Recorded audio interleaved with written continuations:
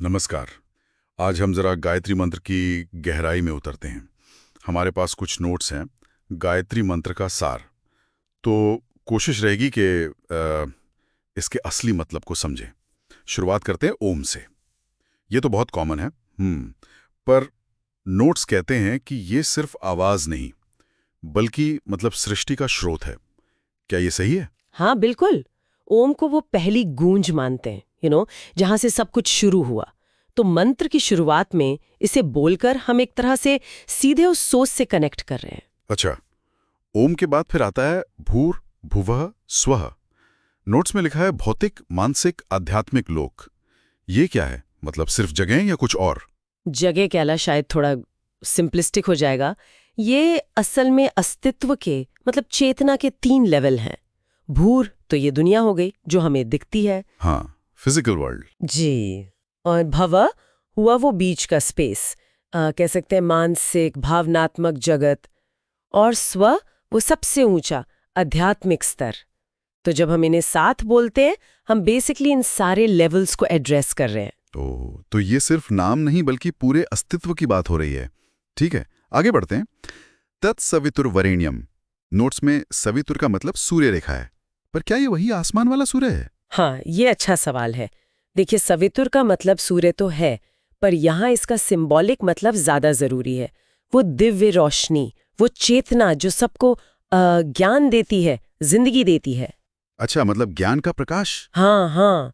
और तत् मतलब वो, यानी वो परम सत्ता। वरेण्यम मतलब पूजनीय, जिसे हम चुनते हैं। तो हम उस परम रोशनी देने वाले पूजनीय सोर्स की बात कर रहे हैं। समझ गया, मतलब हम उस क्रिएटर एनर्जी की तरफ इशारा कर रहे हैं जो ज्ञान और प्रकाश का सोर्स है। इंटरेस्टिंग। इसके बाद है भर्गो देवस्य धीमहि। इसमें भर्गो शब्द थोड़ा अलग है। जी, भर्गो बहुत खास है। इसका मतलब सिर्फ रोशनी या तेज नहीं है। ये वो दिव्य तेज है जो शुद्ध करता है, जो हमारे अंदर के अंधेरे को मतलब अज्ञान को, पाप को नष्ट करता है। शुद्ध करने वाला तेज। हाँ। और देवस्य मतलब उस दिव्य सत्ता का, उसी सवितुर का। और धीमहि, धीमहि का मतलब है हम ध्यान करते हैं। तो हम क्या कर रहे हैं?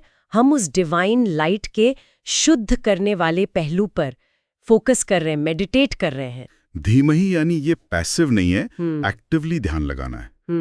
और आखिरी में प्रार्थना है धियो योना प्रचोदयात्।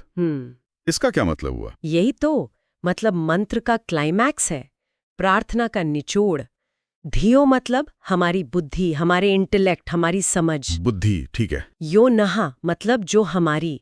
और प्रचोदयात मतलब प्रेरित करे, गाइड करे, सही दिशा दे।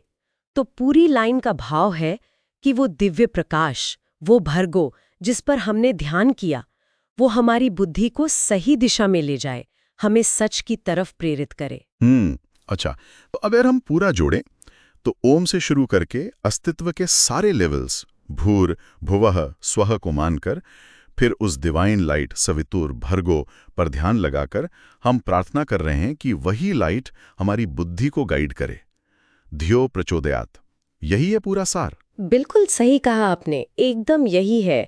ये ज्ञान, शुद्धि और फिर सही प्रेरणा, इसकी एक पूरी प्रक्रिया है।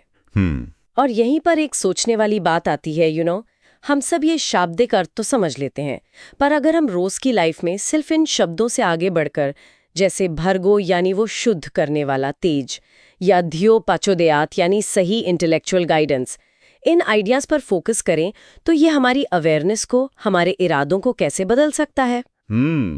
ये वाकई सोचने वाली बात है। हाँ, क्या ये हमें थोड़ा ज्यादा जागरूक बना सकता है, या शायद बेहतर फैसले लेने में मदद कर सकता है? ये एक सवाल है जिसके बारे में श्रोता खुद सोच सकते हैं।